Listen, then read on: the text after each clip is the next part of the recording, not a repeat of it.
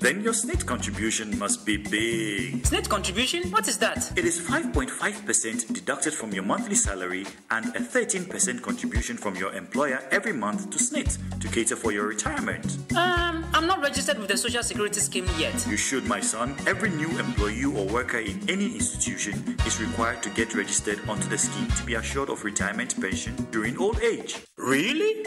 How do I get registered then? Visit the nearest SSNIT branch with your first appointment letter and evidence of your date of birth. The compliance officer who will help you to complete the worker registration forms must be provided with the following information: when and where you were born and your hometown, names of your parents, even if they are dead, your current and permanent address, your nominees, that is your immediate dependents who are your spouse and children. Do I sign anything? Yes, my boy. Both your signature and thumbprint will be taken. You will need a witness to endorse your form, after which you will be issued with an interim Social Security reference number. Wow. How is my current boss involved in this? You will have to take the completed forms back to your boss to endorse and return. SSNIT will later formally assign you a Social Security number, which will remain yours, never to be shared with anybody. No problem, Dad. Once it has to do with my future retirement benefit, I will do that right away. SSNIT, we deliver on our promise.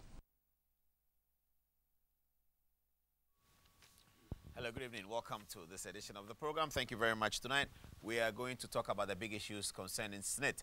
And our reporters have been snoozing around, and we have gotten some information as we got sources close to the former SSNIT management. We have some information that we'll be sharing with you tonight. Franklin Kujo of Imani will join me in the studio for that all-important discussion. If you're hearing it for the first time, people are worried on social media and all over the country about a certain amount of money having been applied for the purposes of purchasing an IT solutions system, or was it a project of digitization for the Social Security and National Insurance Trust? People have already called it corruption. The new board are asking for an audit of the matter, and so we'll be discussing it tonight. As I said, we have some information about some of the variations that went to the contract to sort of explain if it's an explanation. But we will be taking a lot of questions from you on social media about the SSNIT matter when Franklin Kujo joins us. But you can send them ahead now to Good Evening Ghana Official at Facebook, and we will look at it. Also, counts the days between now and the 1st of September. And what you will see when 1st of September arrives is that if you visit the port in Tema, you will have a paperless transaction, as we have been told by the Vice President. The officials of Customs and the officials of West Blue, who are the implementers of the single window at the port, will join us in the studio as well to talk about that matter. Are we really going to see a paperless transaction at the Ghana ports on the 1st of September?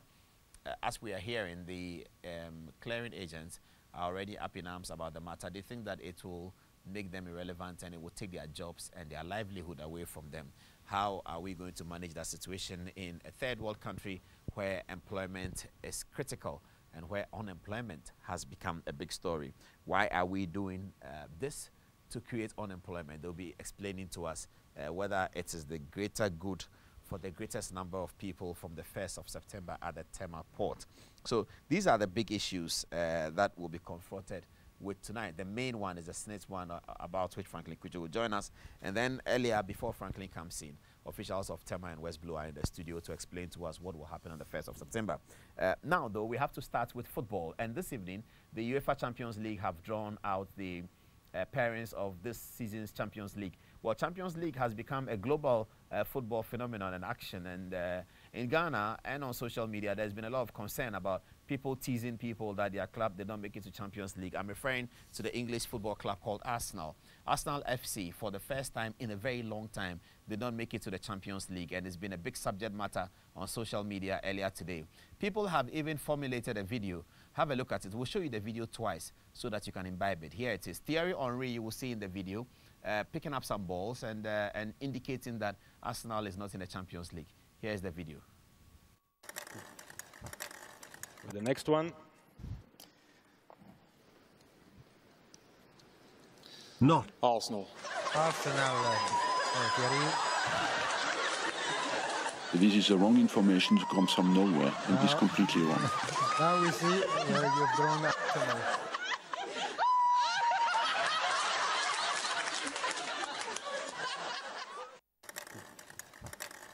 The next one. Not. Arsenal. Arsenal. Thierry. This is a wrong information, it comes from nowhere, and it is completely wrong. Now we see you've drawn Arsenal.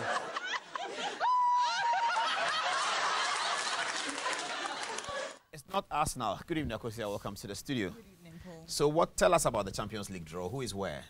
The Champions League draw always has exciting things, and I just want to comment about Arsenal not being part for the first time in 19 seasons. And when it comes to Arsenal, it was expected that last season was going to be tough, and yes, they fell out of the qualifying mark. So it's sad that Arsenal were not able to, but life goes on. There are 5 English Premier League clubs in the Champions League draw this time around. And when it comes to, I think, the English Premier League clubs, Manchester United, your club had the most favorable draw with Let's all have the a look other at the clubs. draw on the television so we can walk through it. Akusa can just walk us through it over the next 2.5 minutes or so. Okay, so that's the draw. Okay, so take up the live. Yes, the top Group left A, corner. that's Benfica, the 2-time champions. They haven't won a Champions League title in over 50 years. So, but Benfica and Manchester United likely to make it out of the group. So in this set, each group is going to have the first two to qualify to the next stage. Qualify to the next stage, and then the third team drops to Europa League. So Basel, Moscow. So in Group A, your pick will be Manchester United and Benfica. Okay. Group B, when it comes to Group B, Bayern Munich, the 5-time champions, and PSG have Neymar now. So it's likely that these two will go through. So in Group B, Bayern Munich of Germany, Paris Saint-Germain, France, Anderlecht, and Celtic of Scotland. Yes, Anderlecht, the Belgium side, can't make it. Celtic with Brendan Rodgers, they don't have that much experience to beat PSG with Neymar. No, I don't think so. So Bayern and Paris Saint-Germain. Group C. Group C, it's a bit tough in Group C for Chelsea because Chelsea is in a group with Atletico Madrid, Roma, and Qarabag. Qarabag, Azerbaijan. Not too much of a competition for these three, but it's going to be interesting, especially with Chelsea and Atletico Madrid, because there's some sort of tension brewing in. It started back in 2014 with Courtois, but now it seems Diego Costa wants to make it back to Atletico Madrid, and there's tension with the two clubs. So it will be interesting how things pan out with these two clubs. What about Roma? Will Roma pose a threat to either? Yes, the Italian side can pose a threat, but it's not going to be easy for Chelsea. But Conte has experience when it comes to playing with Italian teams because he was also in Italy at a point in time. So, but it should be Atletico Madrid and Chelsea. They will have the upper hand. And in Group D? Group D, Juventus, Barcelona, Olympiacos, Sporting Club. When it comes to Group D, Barcelona, obviously the 5-time champions, and Juventus, the 2-time champions, are the favorites to make it through. Olympiacos and then Sporting Club of Portugal, they'll just be chasing, not much to expect. Group E. Group E, when it comes to Group E, Liverpool, obviously a lot of English Premier League fans will have a lot of interest there, but Liverpool won't have it that easy, but obviously it has to be Liverpool and Sevilla making it through to that group. And Group F?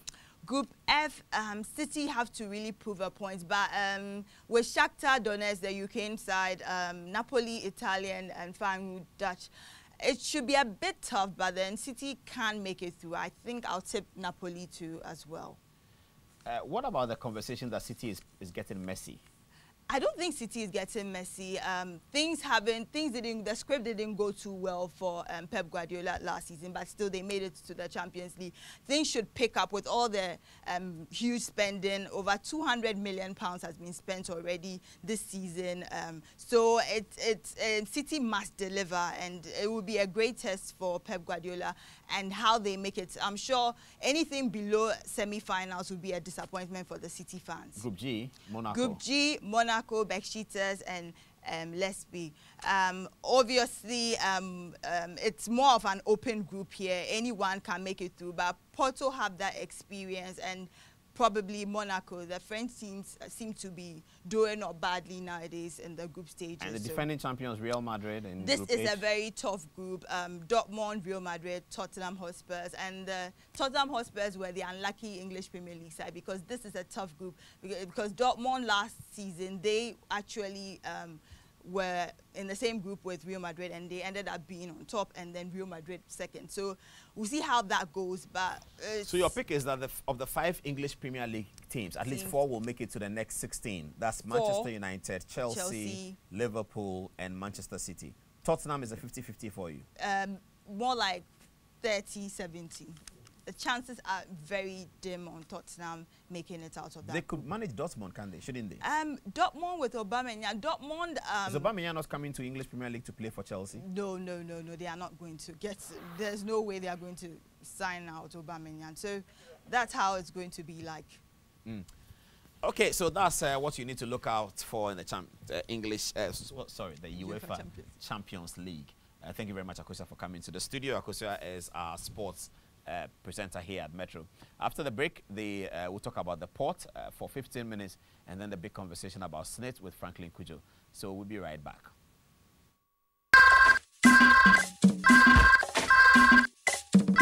Hello, Zeus and Associates. How may I help you? John! Dad, it's you! How's your new job? Fantastic! The salary? Big! Then your SSNIT contribution must be big. SSNIT contribution? What is that? It is 5.5% deducted from your monthly salary and a 13% contribution from your employer every month to SSNIT to cater for your retirement. I'm not registered with the Social Security Scheme yet. You should, my son. Every new employee or worker in any institution is required to get registered onto the scheme to be assured of retirement pension during old age. Really? How do I get registered then? Visit the nearest SSNIT branch with your first appointment letter and evidence of your date of birth. The compliance officer who will help you to complete the worker registration forms must be provided with the following information: when and where you were born and your hometown, names of your parents, even if they are dead, your current and permanent address, your nominees, that is your immediate dependents who are your spouse and children. Do I sign anything? Yes, my boy. Both your signature and thumbprint will be taken. You will need a witness to endorse your form, after which you will be issued with an interim Social Security reference number. Wow. How is my current boss involved in this? You will have to take the completed forms back to your boss to endorse and return. SSNIT will later formally assign you a Social Security number, which will remain yours, never to be shared with anybody. No problem, Dad. Once it has to do with my future retirement benefit, I will do that right away. SSNIT, we deliver on our promise.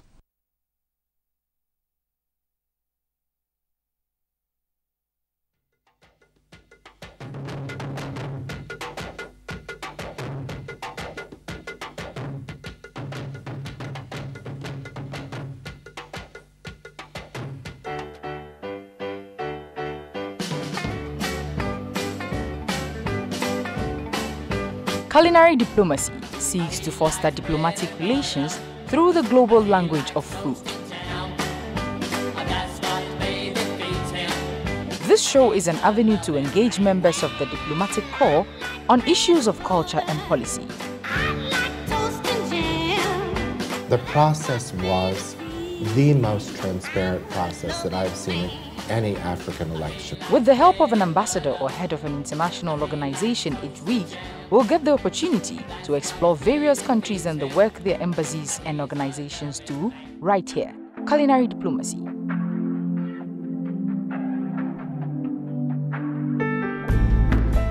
Whoever is sitting in this car should also look unto God and do me a favor and bring this car to me, because it was bought out of blood money. This car is like a blood, his own blood. You never saw. He is lying here. Lying how? You are lying here. He's your man. No, but here he is lying. When I came, he was not trying to release all the documents to me. Then I threatened him. A friend of his who works in the system has involved him that somebody has created the goods from the system. The thing has been on the system for so many long time, and blah. Anytime I call him, I'm in Accra, he doesn't pay attention. I'm here, I'm that. That is why I am even seeing a conspiracy, as in somebody being a vulture or a scavenger, just trying to count days to jump on my vehicle. How do you know that the goods are still sitting in the We sent somebody to the port. Apart from that, he also passed through some spiritual means, and we know the goods at the port. It's good news that I've been told that the items are in the state warehouse. The state warehouse in customs parlance, we say it's a prison for goods. It's too bad sometimes, some of us we have to learn the hard way. We've learned our lesson. Watching from your program. Iron Port, showing every Sunday at 5:30 p.m. on Metro TV. Iron Port, transparency in doing business and building nation. Proudly brought to you by Ghana Oil Company Limited, West Blue Consulting, and GCNet.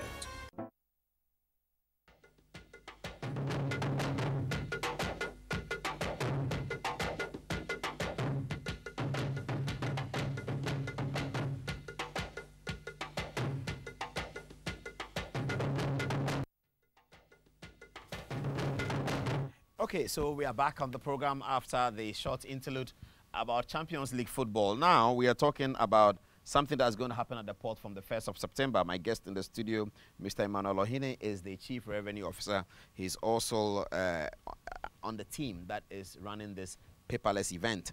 And Kingsley Abeye is a technical advisor to the MD of West Blue. Gentlemen, thank you very much for coming. Let me start with you, Emmanuel, the Chief Revenue Officer. So, paperless transaction at the port means actually what? Thank you for the opportunity. Let me start by giving you a prelude to what has led to the paperless. I think that sometime in May this year, the Vice President, His Excellency Dr. Mahmoud Bawumia, came out with 3 initiatives concerning the way forward for the ease of doing business at the port. What actually happened is that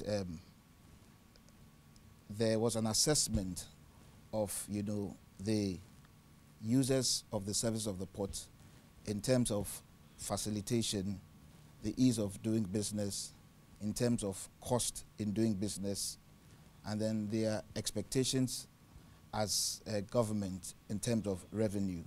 So these problems were identified, and the general impressions were that traders are spending too much time at the ports, and they go through too many processes and procedures and institutions at the port, and that traders, expectations weren't being met. The government's expectations in terms of revenue as well were not being met. And so there was a need to find a solution to all of these things. So the problems were identified and they were analyzed. And one of the things we were able to analyze was that there were too many institutions at the port duplicating responsibilities as one. We had, automation for most of the stakeholders, but they were basically in a standalone position. Okay, so let's try and understand this from a practical perspective. So if I brought in a box of pens, for instance, from England, what happens? If you brought in a box of pens. So I ship them out of England and they are coming to the Tema port. And I have paid, I've discharged my obligations to the port out of which it's shipped. It's headed for Tema. And I'm told that it will arrive on Friday. What do I do? You would need to engage, first of all, the service of a freight forwarder. Okay. A freight forwarder? If the box of pens are in commercial quantities. Yes. Yes, you need to engage the service of a freight forwarder who will initiate the process. You have the... And I pay that freight forwarder? Certainly. And I choose the freight forwarder myself? Certainly. From a limited list? There are licensed freight forwarders. Yes, so that's limited? Yes. Yeah. Okay, so I choose one of them? Yes. And I pay him. We negotiate that amount of money? Yes. Or it's a fixed rate? They have fixed charges, but I suppose that their services are still negotiable. Okay, so I choose that freight forwarder. What does he do? Well, he is the intermediary between yourself and customs in the area of the clearance of your pens. Okay, so now the system is designed such that you as an individual, you are not in a position to clear. Why? You could clear yourself if you register and obtain the license from the government. So it's not just an issue of you not being in a position to clear. You will have to clear. I'm not licensed to clear. You need to train, obtain a license before you can have what you call a self-declarant number. In that instance, you as an individual, you could clear. Okay, so many individuals can't clear, isn't it? So most of us will use freight forwarders. Yes. So the freight forwarder comes to customs and says that what, Mr. Adom-Otchere is expecting some pens? Or? No, you need to first of all provide the freight forwarder with your trade documents. That includes the invoice, the packing list, the bill of lading. And in his possession, he will go ahead to process these documents by submitting them online to customs, to our office known as... Online means there's a certain automation? Certainly. Okay. So you send it online to you? Yes, to the Customs Technical Services Bureau, which is the institution that replaced the erstwhile destination inspection companies. Okay. Now, they will do an assessment and a verification of the documents you have provided, and then provide you with the tax rates that are applicable for your consignment of pens and the amount of duty that is payable. And then when you have this information, the freight forwarder will go ahead and make the payments to the, currently we have 2 approved banks, the Ghana Commercial Bank and the Eco Bank. You make the payments to those banks and obtain receipts for those payments? Obtain receipts for those. After that, I get my pens? Not exactly. After that, the documents and the payment receipts will have to pass through customs. That means what? I'm just going to explain that. They will have to go through compliance, where we will verify the information that we have received from the center and yourselves, the hard copies of all the documents. And when it is proved to be satisfactory, the documents will now be referred to the terminal or the examination bay where your pens are located. Okay? And then a physical examination of the pens will be conducted to ascertain the authenticity of your claim that indeed you have imported pens. And when it is found to be satisfactory, your goods are released to you. Okay. So let's go through the same process on 2nd September. What happens? Same pens, same England. Now okay, you say paperless. Yes, I was explaining the process. And I said that from the 1st of September, what is anticipated is that the multiple institutions and all the stakeholders that perform functions relating to the clearance of goods at the port will be integrated by their systems, beginning from the freight forwarder to the shipping line, to the banks, to the port authorities, and to the terminal operators. So what is happening is, instead of presenting hard copy documents to customs or to any of these agencies, you will submit them electronically in the system, and all the vetting and the procedures that govern the release of your consignment will pass through the seamless electronic process prior to its release. So the idea is to eliminate or reduce to the barest minimum the human interface, because that has been an area where it has been associated with corruption. So I won't need a freight forwarder anymore? Certainly you will need a freight forwarder. Even in the paperless situation? The freight forwarder is still your intermediary, because he has the facility to process your paperwork. So why are you removing the human intervention? I just explained to you that there have been several issues regarding integrity on the part of customs, and the idea is to basically reduce or eliminate that human intervention. The allegation of the role of the custom officer himself, is that the point we're making? Because if freight forwarders are going to be there, they are also human intervention, aren't they? Yes, but they will be there. In this instance, the customs officers will still be there, but they're not going to have personal interactions with the freight forwarders or even the importers. Okay, so freight forwarder will push a paper to somebody. He's not pushing a paper to somebody. He's pushing a paper in the system. He's going to... Let me let him clarify a few of the things. But I guess you understand where I'm coming. I want the viewer to be able to see clearly the distinction between what obtains now and what it will be. Yeah. Okay. Yeah. What, maybe let me start by saying that maybe I'll start from where you left off with him about when we talk of, taking of the human interaction, what are we talking about? Okay, well, what we are saying is, when you look at the current system, you go to the port to clear your goods.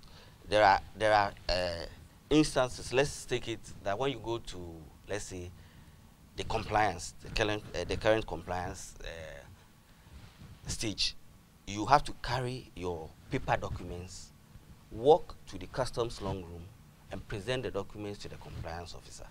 But come 2nd September, that will not happen again. What would happen is the compliance session in Takoradi, in Tema, is being moved to the customs headquarters. So you don't have to carry your paper documents to them again. After the issuance of the CCVR, what's that? The customs classification. Okay, so in the case of my pens, I still go to freight forwarder. Yes. Then what happens? Yes, and then you go to freight forwarder, like Mr. Ohini rightly said. You give him your documentation, and before, let's say 2nd September, what we are doing is we are also registering all importers and their products. That is with the regulatory agencies. What we want to do is to, in terms of examination, to bring all of them together so that they can do examination once. So it's part of the process.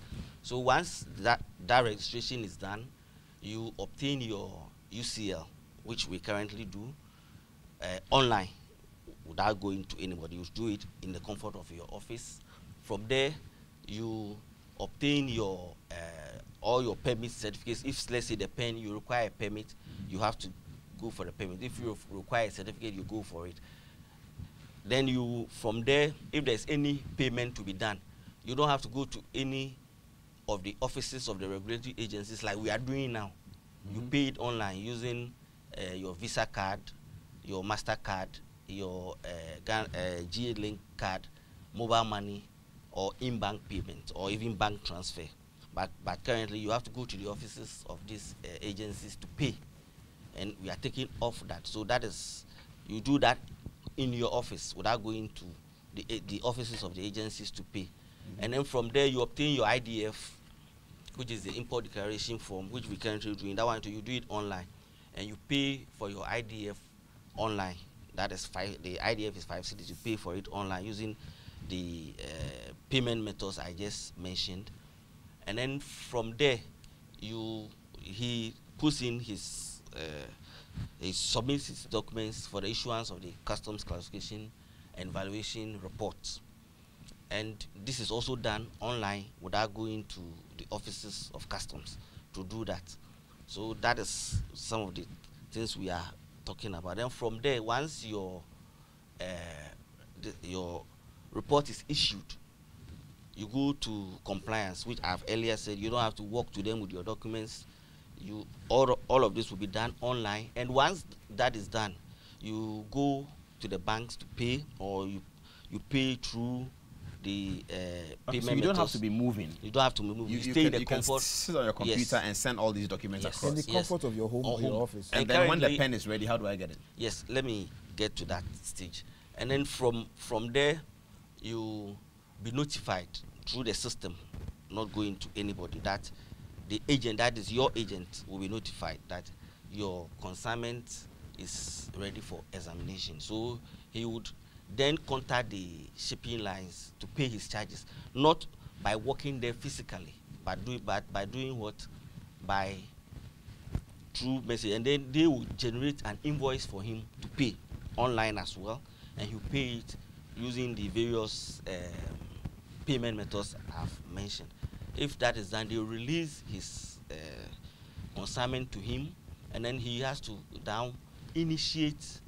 If the goods are to be examined, he will then initiate the examination process by sending a message to the terminal operators, who would also generate an invoice for him to pay if he's to pay any charges. And then they will position his container for it to be examined. And then they would in turn notify all the parties. They notify customs. If, let's say, Food and Drugs Board are to be part of the examination, they will notify them. They will all agree at a particular time. They all come once, do the examination, and if there is no anomaly, the goods are they released. all the parties have to physically be there. Yes. If your institution is selected for a physical examination, it's mandatory for you to be there. If the goods, you see, what is happening is... So not all goods will be selected for physical examination? Yes. No, not all. So if it's not selected for physical examination, what happens at that stage? You get it? Can I explain to you something? You see, the new system is developed a risk management system that is going to be responsible for the selectivity and controls through which examination will be conducted.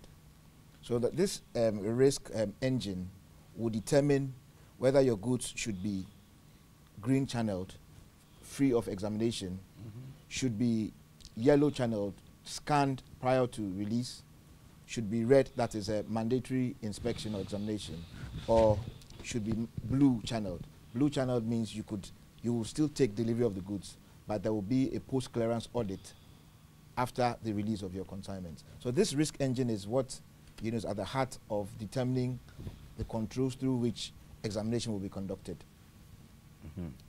So what I'm getting from you is that after 1st September, there's significant reduction in movement from one place of the port to the other. Certainly. By importers. Certainly. Okay. Now, why are people worried that it will take away their jobs? Because freight forwarders are still being used. Whose job is going to be taken away? That is one of the things we wonder ourselves. But there's been clearing agents have been holding demonstrations all over the place. It is important to indicate that the last demonstration they had, in reality, had nothing to do with the paperless flow. Oh, I see. That's right. Okay, that's interesting. It had to do something else. Something else. Okay, so this paperless thing will still have freight forwarders having a role to play. Certainly. Does it have clearing agents having a role to play? Are they the same people called? They are the same people. The same people. Oh, freight forwarders are the same people Yes, called clearing agents. Yeah. I think it will rather make their work, more easier and more efficient than what they're doing now. It will save them a lot of time. Why will this process and increase cost. revenue or assure revenue?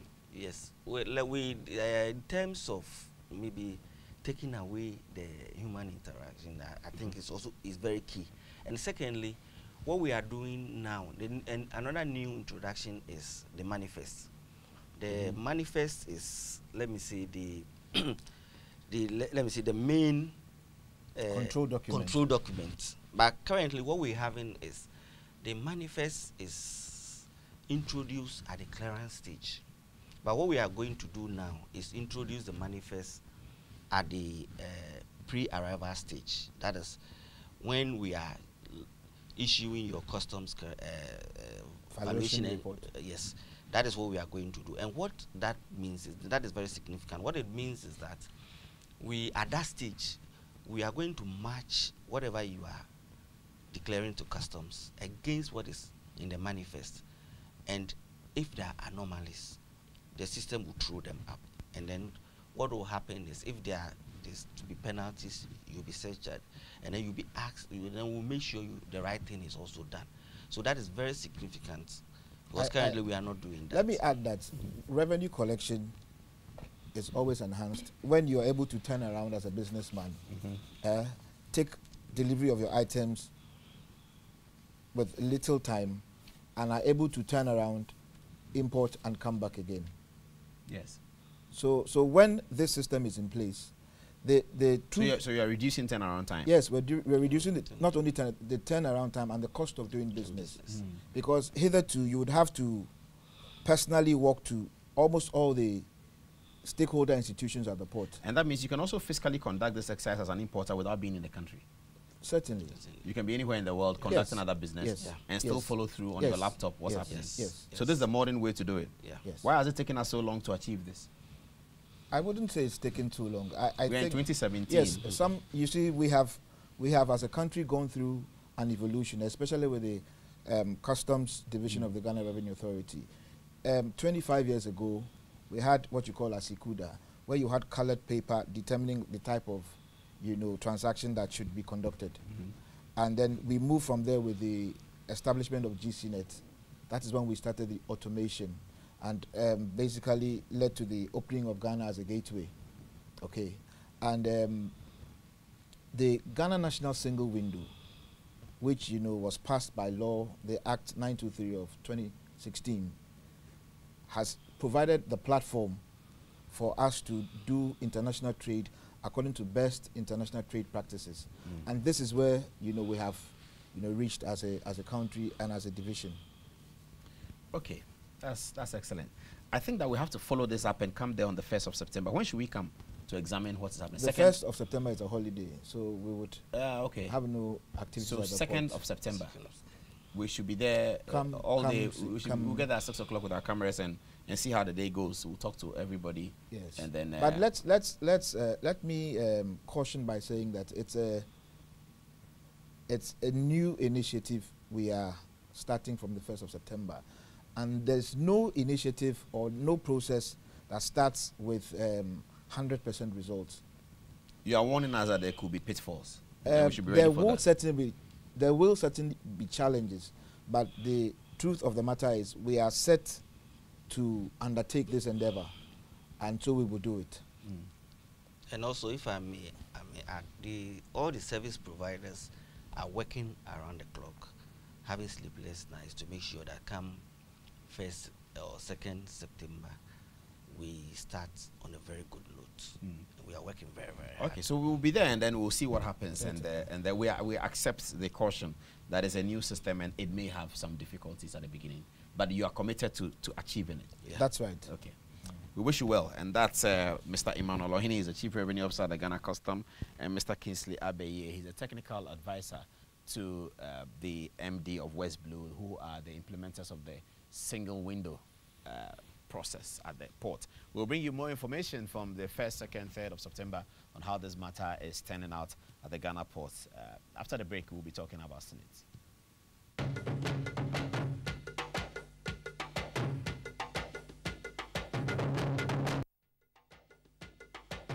Whoever is sitting in this car should also look unto God and do me a favor and bring this car to me, because it was bought out of blood money. This car is like a blood, his own blood. You never saw. He is lying here. Lying how? You are lying here. He's your man.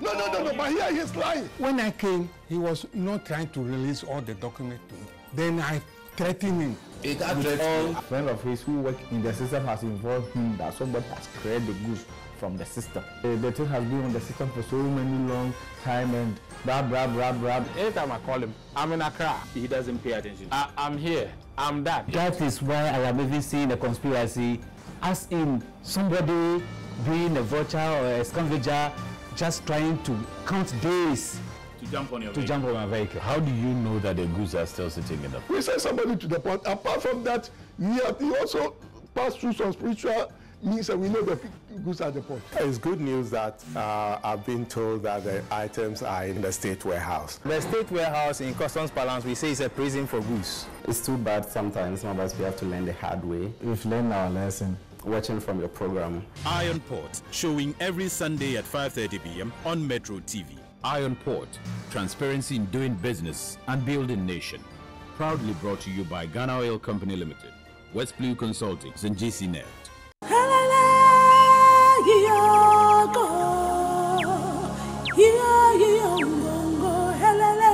So one about if you don't have an accurate weighing scale, at the end of the day, you are going to lose. If I New College is now enjoying the fastest growing SHS in the whole of West Africa, it tells you it is not just a mere joke. Gets mahogany. Anything else is a compromise. Anasco Engineering Services, the leading name in weighing technology. It's only Jesus who can make you a champion. Ideal College, how can you pay? Alpha Investment in Properties. People are focused. House Party Go Card. Visit this amazing city.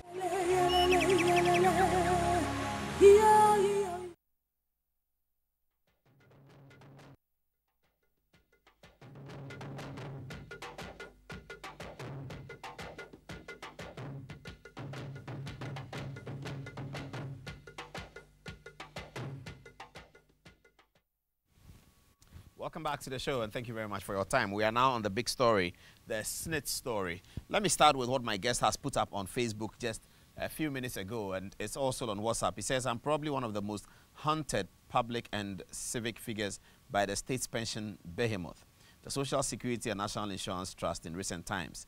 They almost sent me to jail, Franklin Kujo says, for simply agreeing to a scheduled payment of pensions after Imani bounced back from its hard financial times.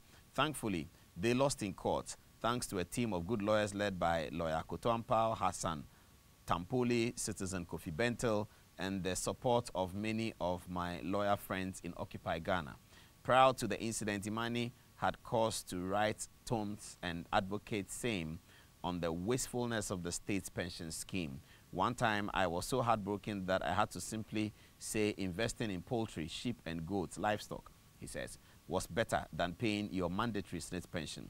With the ongoing matters of alleged high-handedness leading to loss of almost $72 million of public funds, I am not salivating I am more heartbroken. However, I will be sharing a long-held Imani view that the best way to deal with such crooked public procurement-inspired wrongs is to institute a public projects excellence scheme, since Ghana's main source of corruption is through procurement. Catch me, he says, on Metro TV in 25 minutes. 25 minutes is here. There's a lot we're going to talk about tonight on SSNIT. Welcome, Franklin, by the way. Pleasure to be here. Good to see you. Excellent. Always looking great. But two stories that we need to read out, if you have not already heard it, is one is from Joy FM, and the other one arose out of a City FM conversation with the immediate past SSNIT chairman. Now, this is entitled How SSNIT selected 66 million deal for controversial IT project over 3.8 million deal. It has emerged, the story says, that several other firms submitted significant lower estimates to execute the controversial SSNIT IT project. However, management decided to select a supplier whose estimate was the most expensive. One bid cited by Joy News was just estimated at 17 million. The contract documents intercepted also showed that contract sum was initially pegged at 34 million and not 65 million. In all, 10 IT firms submitted bids. The firms had one simple task: to automate all SSNIT business processes on a turnkey basis. In other words, the firms will fully design, construct, and implement the automation and then turn the project over to SSNIT once it was completed. However, the company that won the contract, Perfect Business Systems and Silver Lake Consortium, submitted a bid of 27 million, 8 times that of Perisol. Management of SSNIT explained that they did not consider Perisol because they lacked a power of attorney from their partners. I guess it is international partners. There's another story here that says Kwame Pepra runs away from controversial 72 million SSNIT software scandal. Now, Mr. Richard Kwame Pepra is a former Minister for Mines and Energy in Ghana. He later became famous for being a Minister of Finance under the NDC2 regime and under the Mills regime there. Kwame Pepra in your shot. Under the Mills regime, he was nominated as the chairman of the board of the SSNIT, Social Security and National Insurance Trust. The story says that a former finance minister under the Rawlings regime, Kwame Pepra, has dissociated himself from the controversial Social Security and National Insurance Trust 66 million scandal that only ballooned to 72 million today, August 24th. Mr. Pepra said the approval for the purchase of the software that is generating national furore was not done under his tenure as board chairman of SSNIT, indicating that all information regarding the said software can be found in the various memos to which he personally has copies, Mr. Pepra said. In a statement issued by his aide, Mr. Kwame Pepra's board did not approve the payment of the said amounts, the story says, nor anything close to it, etc., etc. So that's been going on. So what did we do? We decided to check with sources close to SSNIT about what are the real issues. And they gave us some information which I'll put out now, and then Franklin and I can interrogate it. You can send us your message on Facebook, Good Evening Ghana Official on Facebook, so that we can look at this matter. So the first information they gave us is what we have put on the screen right now. Sources close to the SSNIT management that actually carried out the implementation of this told us this afternoon that the cost of the software is actually 6.7 million United States dollars. They said the software has nearly 8 components in models. Some of the models are registration model, contribution model, compliance model, relationship model, etc. So this information one that they gave us. Let's go to the other information. Note it now if you can, and then we can deal with it as we interrogate the matter. Information number 2 that they gave us is the total cost of 72 million is the cost of the SSNIT digitization project, which included digitizing 40 million pieces of records, which took 2 years to achieve. Let's move on. Information 3. Let's get back to information 2 and let's read it again so that people can get it.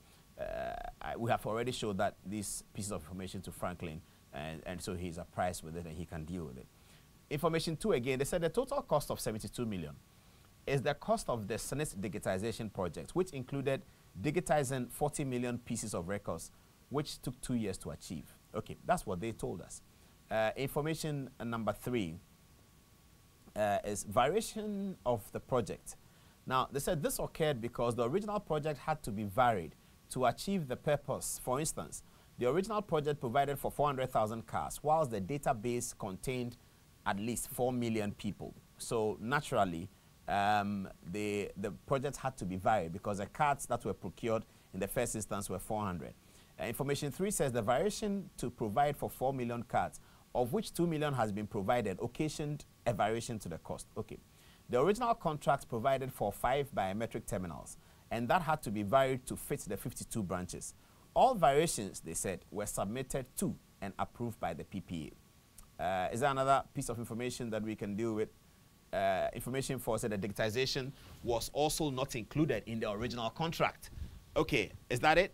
Okay, information 5, encryption of the digitized process to secure the data was also added to the project. Okay, I think that's it. Okay, so let's come over to the studio to Franklin now.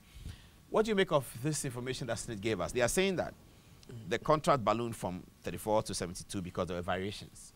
That the variations were approved by the PPA. It speaks back to your point about your recommendation of what a national excellence was. Well, project excellence approach, more or less, Institute of... Does that happen in any country, project excellence approach? Well, if you know, maybe it may be novel, but if you know, even in advanced countries, you know there's corruption, especially public sector corruption related to procurement. One of the ways they've gone about it is to ensure, for instance, in the United States, if you are publicly offering a service, a state agency is offering a service, or is asking for services to be provided, and the value is above $25,000, it has to be done in such a manner that it's so transparent, it is published, the subcontractors of the eventual contract winner would have to be published, the owners of the companies that will be executing the project also have to be published. Doesn't the PPA do that here? They do that? Well, the you assume they get to do that. Don't they do that? I think the law requires them to do that. But that's, of course, you hear that they do that. But do you know that they do that? I don't know. Why do you suspect they don't? Yeah, because there's always the tendency to sole source, and there's always this pre-bidding processes where they try to shortlist without necessarily going through proper procedure.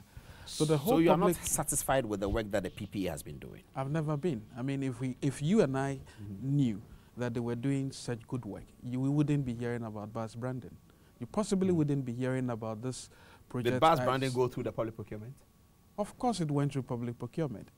Wasn't an instance again when the DVLA apparently started a project that was to cost, I think, 3 million. All of a sudden, within the shakes of a lamb still, it ballooned to about $6 million. Is it any different from what you are hearing today from SSNIT, that along the way, the project terms varied, and all of a sudden, without recourse to the public again... No, they went through PPA. Well, first of all, the whole idea of going through PPA, as I'm telling you, was essentially fraught with a lot of problems from the start. Now, we probably want to go into the details of this project. Perfect Business Systems that won the project had zero experience in doing something like this in the first place. So with a combination Perfect of... Business Systems, yeah, that's an name that's given. Well, so with the combination of bad information given by SSNIT itself, because they started off saying that the original project was conceptualized to provide 400,000 cards. Yes. They didn't even know that they had 4 million... they must have known. Well, along the way they got to know. But then 2 they million must have known that they had have 4 million. But then those who signed the first contract, the people we asked the question to, they said they don't know why they signed for 400,000. Because they know that they have 4 million people on the database. So 400,000, then they had to go and PP and vary it and say, look, we actually need more. And they said to me that the cost of the card did not change. It is the volumes that changed. So they have 2 million. They now have 2 million. They still have some 2 million to go. They have issued 2 million cards. And they are still in the process. So SSNIT manages 2 million pension funds. Well, they said the database is 4 million. Right. Yeah. And you believe that? I don't know. This is the information they gave us. Why do you doubt it? How many people on the public payroll? I don't know. How many people on the public payroll? They are less than 1 million. But it's not just the public payroll that's on SSNIT. Private companies are on SSNIT as well. I know that. Yes. So, but my point so is you think that private companies will not constitute 3 million? I'm not necessarily doubting the figure per se, but I'm just saying that the original figure of 400,000 was probably much closer, right? To the truth. To the truth. Now, by varying the project, obviously meant that SSNIT did not all of a sudden know that they had workers who they were managing outside the public scheme as well. I don't know, but I mean, just this is the information. Let's run through the information they gave us again so that we can, our viewers who may just have joined us can get it clearly. So information number 1 is what? And then we can deal with it one after the other as Franklin looks at it. Let's put that. Okay, so Franklin, this is what they said to us, that they have heard all of us journalists and civil society people like you bandying about an IT project was paid for $72 million. That's not true. They said to us that the cost of the software is $6.7 million. What do you make of that?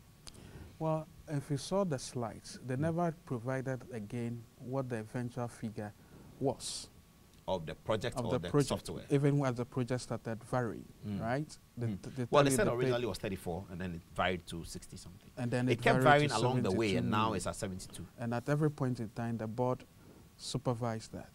I mean, there have been 2 records. boards, I think. Exactly. 2 boards. But hasn't there been records as well from some legal, how do you call it, representatives of SSNIT itself, suggesting that they cannot do a backdating of the project, and then at the same time, more or less approve same of the funds that were being asked for.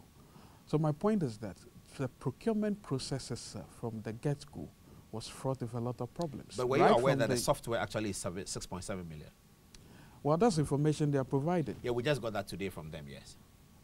Well, well, it could change, as you know, because the story is unfolding. And they are saying that the process is a digitization project that, since it's 50 years old, has never been digitized. It's the first major effort.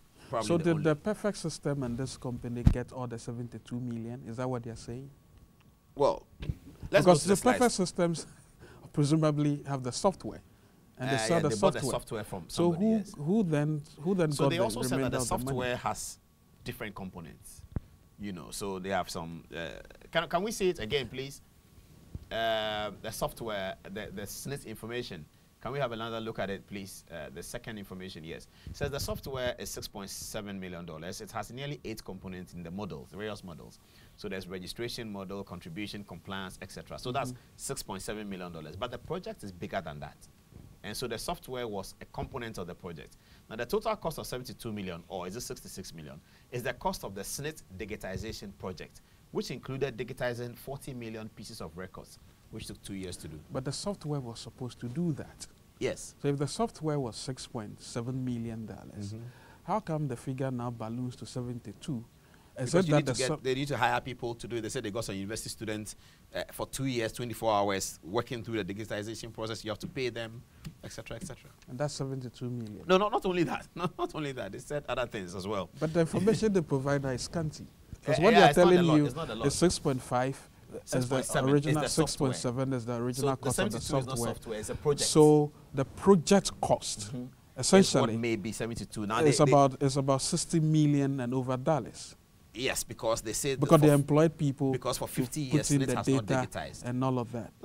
Not just that. I asked them these questions. They were actually getting angry with me, but they said to me that the changes in the projects, the variations.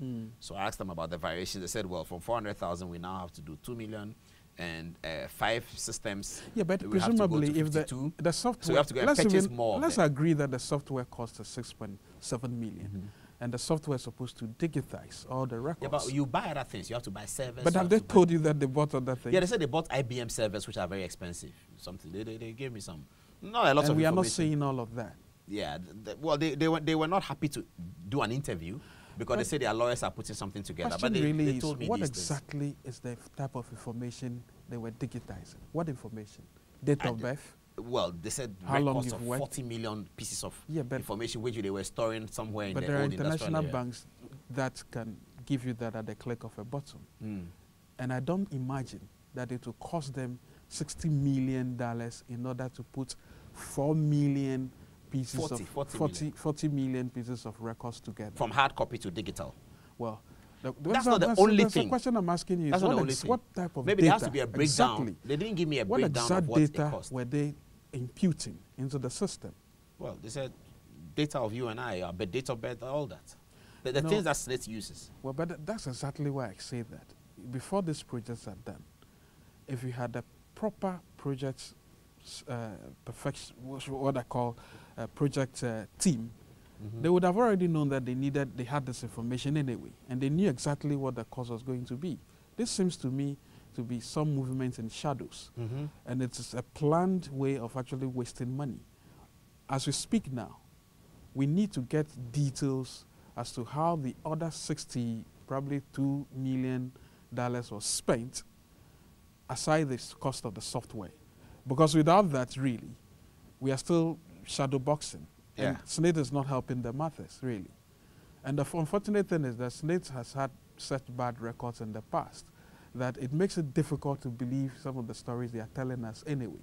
You know, it is not as if we are going after SSNIT per se, but we all ought to be concerned.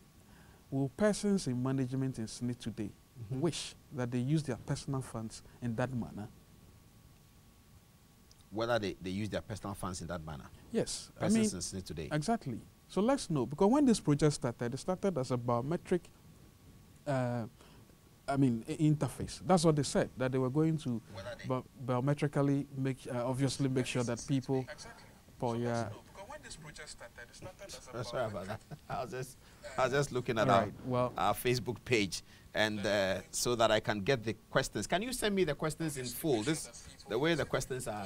I think SSNIT itself is doing a lot of the service to this matter by giving information in bits and in pieces. Because it doesn't help the We were desperate anyway. to get something from them for this program, and they said they are not ready, but they can share. So we asked them a few how could they questions. not be ready for a project of this colossal their lawyers sum? are putting the documents together, and I think sometime next week they'll. But if they'll do a full there's been event. leaks to the extent that one of the lawyers has complained about the needlessness of backdating the project in order to... Have they been backdating the project? Well, at some point, even what you clearly read now suggests that they had other records they needed to, put... They added to the project. They added to the project. But does it make some sense but as that the project there's a distinction between cost of software and cost of project? You know, what we need to know, really, is who actually got the remainder of those sums, 6.7 million and the remainder of 60-something million dollars. We need to do tracing to find out exactly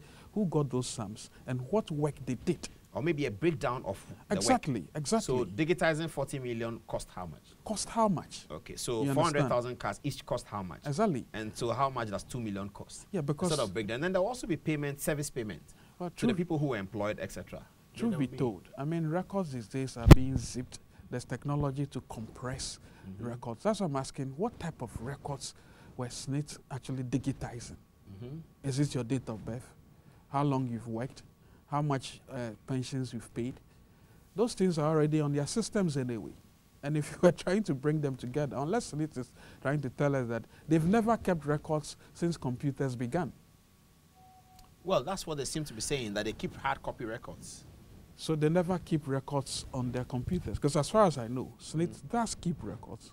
And they've had records. Pythagoras theorem writes to us and says that what software is that? Does it wake up the dead people?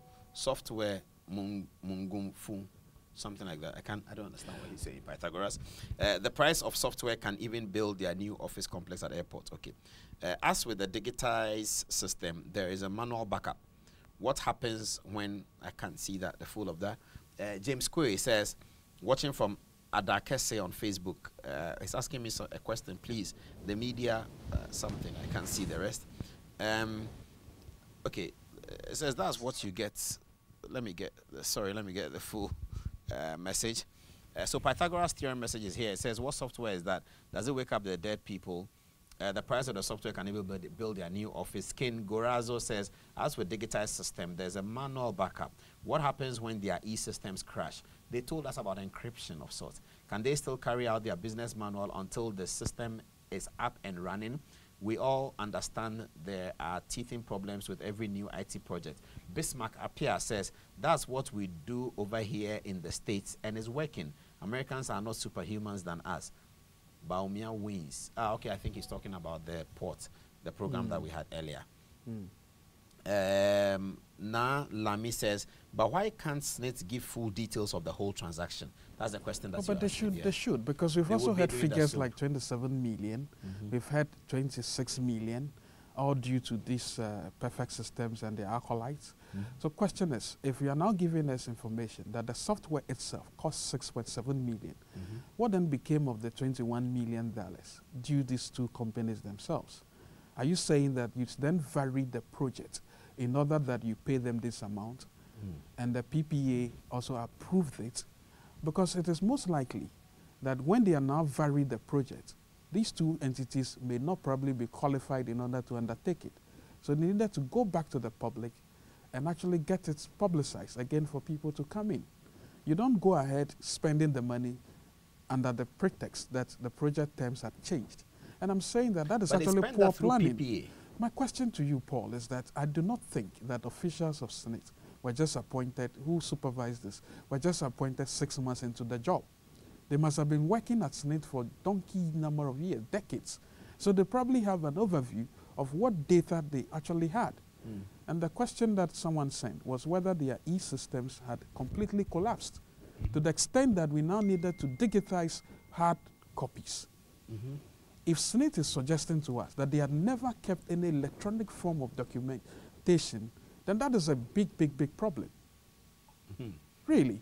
But they are nationwide, so maybe they may have Accra documented, but they don't have others. But then that's poor corporate governance. Now, this is an institution that can take an ad in the newspapers all over the place, chasing people for to pay their sums, right? SSNIT sums. And so if you don't pay, they take you to jail, really. To court. They take you to court and then possibly send you to jail. But they failed to ensure that their own e-systems, the minimum system that they had. You know, Paul, one thing we need to understand in this time is that none of these extensive, expensive software, as we are told, could actually help cure the corruption in the system. Look at what we've done with GIFMIS, POOFMAF, all of this. These are things that are done by human beings. Look at the Controller and Accountant General's problems that they had with payroll fraud. These are things that we manually do to the systems that we even procure. I will not be surprised, and I think we've been hearing that the system never really worked. Yeah, we asked them that too, and they said, well, it's a new system, so there may be pitfalls, but it's been working. Paul, I'm just submitting to you that I do not think that SSNIT, as big as an entity as SSNIT as it is, had not kept any form of electronic documentation up to date. On what basis do they generate those records anyway? Do they go back to the manual records that they have always had? So what I'm actually suggesting to you that we probably didn't even need the system. I probably could have bought a system probably less than $500,000 or probably $1 million in order to synchronize the e-systems that the SSNIT already had. I mean, what's the point? Because SSNIT generates reports anyway, don't they? They do. We'll leave it here, and I think this matter is not about to die. Bona Kwejo says, what much did each of the various models cost since they have categorized each model? And Anaya Ansan says, the contract was awarded to PBS because it belongs to the wife of the project's manager. Do you sense the conflict of interest? We don't know that for sure, Anaya. We don't know. We will find out. Do you know? As I said, I mean, I don't get into personalities, but as I said, we need to start copying the habits of highly effective countries. When Obama decided to launch his big infrastructure project, they had to do a proper public procurement system and made sure that if you were procuring a service whose units were above $25,000, it had to go through a system that was publicly verifiable. Remember the film War Dogs, where those two young guys managed to procure arms for Pentagon worth $300 million? It was because Pentagon, with all its security and published these things, and two young lads actually managed to beat the system. Of course, they were caught later when they procured fake Chinese bullets. That is how robust a procurement system ought to be. We need to institute a system where we allow the public to vet anywhere in the world. Anybody at all can actually bid for the project. And of course, you then want to maintain some local content percentage. Do that and let people with higher, efficiency procure the services to get the best value. And otherwise, what we rewarded. have, you don't deal with public sector, public procurement corruption by setting up offices. It doesn't work that way. Those humans may not be able to set up achieve. laws? Well, you make sure the laws are punitive, but you also make sure that it's so transparent that anybody at all can bid. You and I can even start looking at who are bidding publicly. We know the names of the contractors, the subcontractors, the owners of the company, so that someone wouldn't send that text almost motive questioning why Perfect Business Systems got the project. But I certainly can tell you, they had zero experience, but they got it anyway. It's the only way we can eliminate procurement-centered fraud. And by the way, that is the biggest dent on our economy in terms of corruption. Alexander Osei Brown from Adenta says, are the authorities still in Ghana and alive? Are there police in Ghana? Joe Macaflex Danso says, so no Ghanaian company can provide this software. Is it not a Ghanaian company? Perfect Business, it says Ghanaian. Well, or it's a Swedish company. It's supposed to be a Ghanaian company, and as I'm saying, it's that zero experience. And we started looking at this matter 3 years ago, but you see, we never had the details as they are unfolding right now. 3 years ago, we started looking into the matter because we don't have because we don't publicize this. No, but so we don't have the information bill. But that's the point. We don't have that. We need to. We need to have the information. So you but can't the write PPA to them and say itself, this and that. And I'm also submitting to Honorable Adjasafo to make her role very, very, very enviable to ensure that these things are listed publicly. I don't even understand why we can't do these things anyway. What's the point? Look, when the United Nations is procuring services all over the world, they publicize it, and then people bid. That is the way to organize a civilized society. If you really want to stamp out public sector corruption. Mami Jane says, can't the pensioners and SSNIT contributors take any action against the board members? That's a legal question. Well, they should go to court, and you may find out that one aspect of the law is that you may be kicked out on the grounds that you don't have locus. Remember one of those cases SSNIT was involved in the Fortis matter? Yes, but if you're a contributor, you do have locus. Well, you do, and the people who went to court were contributors as well. Maybe they didn't cite that as their locus. Well, I mean, it came up, but I think the court thought otherwise, and that we felt really hard done by. Look, pensions are the live wire of every country. Chile developed largely because they had the 10% savings in pensions. Jose Piñera, the world leader in pensions, has written tomes on this, actually helped the United States to revamp its whole pension scheme in that country. We have leading minds that can help this country. Adom-Otchere, your colleague, says the average benchmark ED cost of digitization of a manual document is $0.04. That is 4 US cents per page. For 50 million, that amounts to $2 million at the most. Okay, Isaac Sher says, it's just a sheer waste of public funds. That is Ghana for you. We create our own problems and give excuses. Ghana make me sick all the time. The people in position should stop the profligate spending and solve our basic problems. Abba. Clifford says that best practice expects that if variations go above a certain percentage of the original cost, the process goes back to tender. Exactly. Okay, Anthony Osetutu says, our institutions are weak. Do we always have to wait for a change of managers of the government before mishandling like this will come to light? Adom-Otchere again says, you don't need more than 8 octa-core servers to handle all of this data that SSNIT is producing. If that was the case, MTN will spend 200 million alone annually. Niemanche says, I think we should investigate the SSNIT biometric cards too. It's useless in my opinion, since the benefits of the cards can be done online, like checking statements and adding benefits.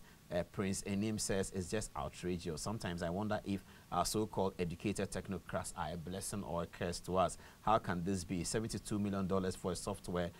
Will these software increase the pension payments of the hard-working Ghanaians when, etc., etc.? I have to leave it here. I just wanted to say one last thing, by the way. When SSNIT suggests that PPA approved it, you know, that is a nice cop-out, because the PPA is subject to the Tender Evaluation Board controlled by politicians. And that is where all the shenanigans get to happen. So we should have another look at the PPA as a catalyst to public procurement. Publicize all these things on the website. Let people actually vet the process as well. What's wrong with that? There should be nothing wrong with that. There shouldn't be anything wrong with it. Or we are appointing people to boards and they don't even understand what they are supposed to be shepherding. Okay, that was Franklin Kujo and I on SSNIT. Thanks for watching. Good night.